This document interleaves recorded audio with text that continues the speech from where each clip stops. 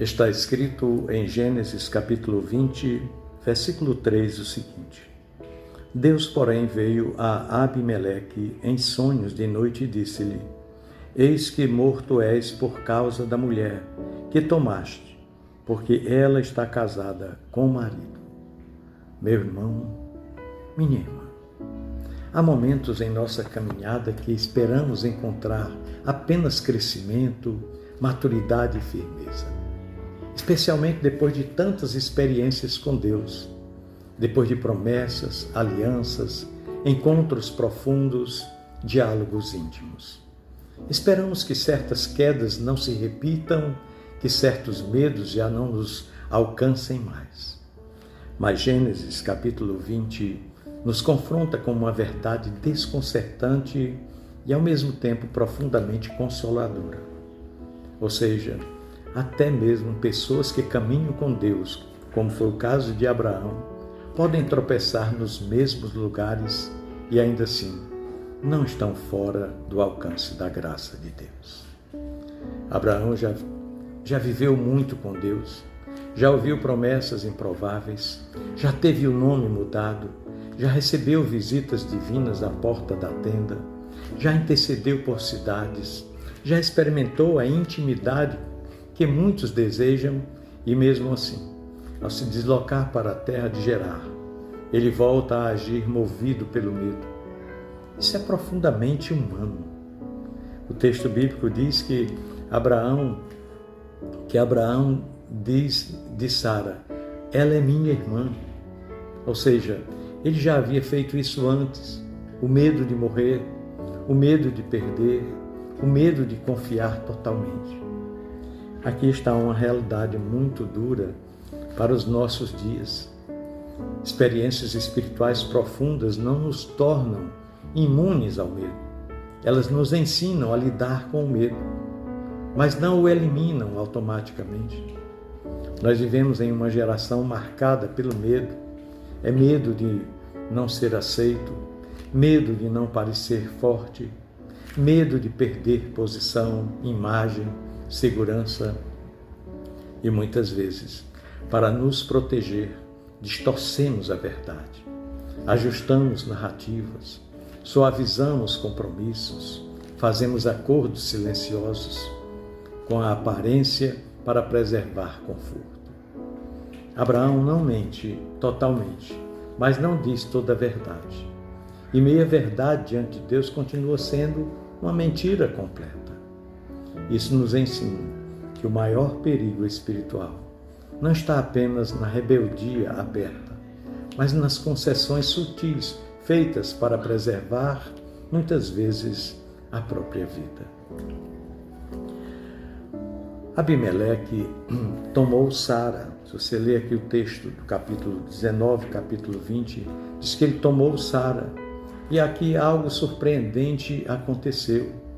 Deus entrou em cena para proteger uma promessa, mesmo quando o portador da promessa falhou. Isso é graça em estado puro. Deus aparece em sonho a um homem que não fazia parte da aliança para preservar aquilo que ele havia prometido a Abraão. Não é interessante? Isso revela algo profundamente encorajador para quem está desanimado na vida. Ou seja, o cumprimento da promessa não depende apenas da nossa performance, mas principalmente da fidelidade de Deus. Se dependesse exclusivamente de nós, a história já teria terminado muitas vezes. E Deus confronta Abimeleque, não porque ele fosse perverso, mas porque estava envolvido, sem saber, em algo sagrado. Abimeleque se defende dizendo que agiu com integridade de coração. E Deus reconhece isso. Veja como Deus é justo e atento. Ele conhece intenções. Ele sabe quando alguém erra por ignorância. E sabe também quando alguém erra por rebeldia, espontaneamente, voluntariamente. E o texto bíblico diz que Deus impediu Abimeleque de tocar em Sara. A promessa ainda não podia ser, digamos, contaminada. O filho da promessa ainda não havia nascido. E isso nos ensina que mesmo quando as nossas decisões nos colocam em risco, Deus continua vigiando aquilo que Ele decidiu gerar em nós. Abimeleque acordou, reuniu os seus servos e ficou tomado de pavor e confronta Abraão. E aqui há uma inversão dolorosa. O homem de Deus sendo repreendido por um rei pagão. Isso dói porque revela que quando o medo governa as nossas decisões, nós somos propensos a perdermos a autoridade espiritual. É assim. O mundo passa a enxergar incoerência onde deveria haver testemunho. E Abimeleque pergunta para Abraão. Abimeleque então pergunta para Abraão: que fizeste conosco? Essa pergunta ecoa nos nossos dias. Quantas vezes, por medo, por timidez ou por autopreservação, por apego à nossa imagem, acabamos ferindo pessoas, confundindo outras pessoas, criando tropeços desnecessários? Abraão responde com sinceridade tardia. Ele revelou seu medo.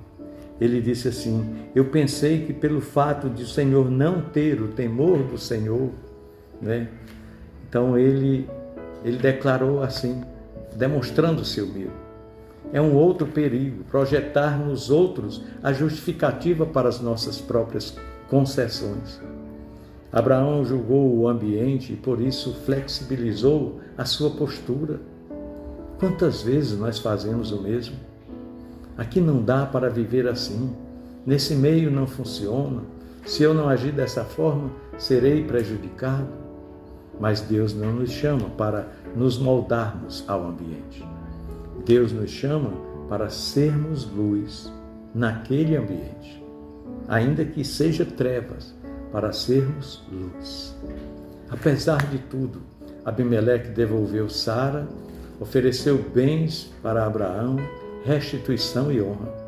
E então algo poderoso aconteceu.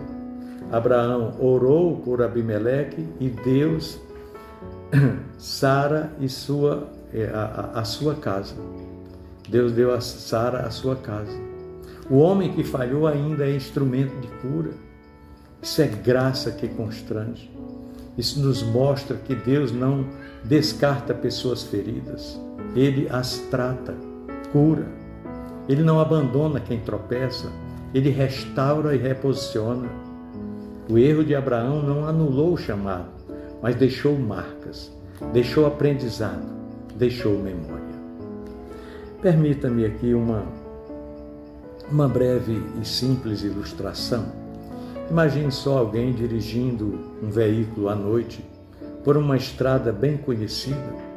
Já passou ali inúmeras vezes, conhece as curvas, mas em um momento de distração, ele reduz a atenção, confia demais na memória e acaba saindo um pouco da pista. O veículo não capota porque há um guarda-reio ali. Ele se assusta e respira fundo, E o guarda-reio não foi feito para substituir o volante, mas para evitar a queda fatal do veículo no abismo. Assim é a graça de Deus. Ela não justifica os nossos erros, mas impede a destruição total. Ela não substitui a obediência, mas nos preserva quando nós falhamos.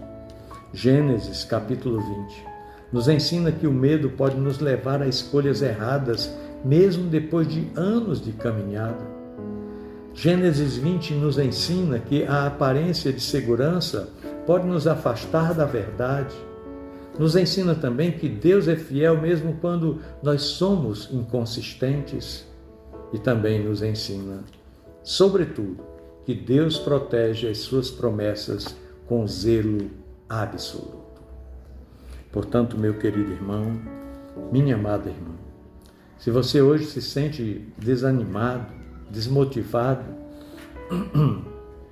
talvez por ter repetido erros antigos, talvez por perceber incoerências na própria caminhada, essa palavra é para você também. assim como é para mim. Deus não desistiu. A promessa ainda está viva, mas há um chamado ao realinhamento. A fé verdadeira não se sustenta em estratégias de autoproteção, mas em confiança profunda. O mundo continuará pressionando por adaptação, por imagem, por conveniência. Mas Deus continuará chamando para a verdade, para a integridade e para a dependência. E no final, não é a aparência que sustenta o futuro, mas a fidelidade de Deus agindo, inclusive, sobre as nossas fragilidades. Porque a história não termina no medo de Abraão. A história avança para o nascimento da promessa. E isso nos lembra que Deus escreve os seus melhores capítulos não apenas apesar das nossas falhas, mas muitas vezes depois delas, quando finalmente aprendemos a confiar mais nele do que em nós mesmos. Pensemos nisso. No amor de Cristo. Amém.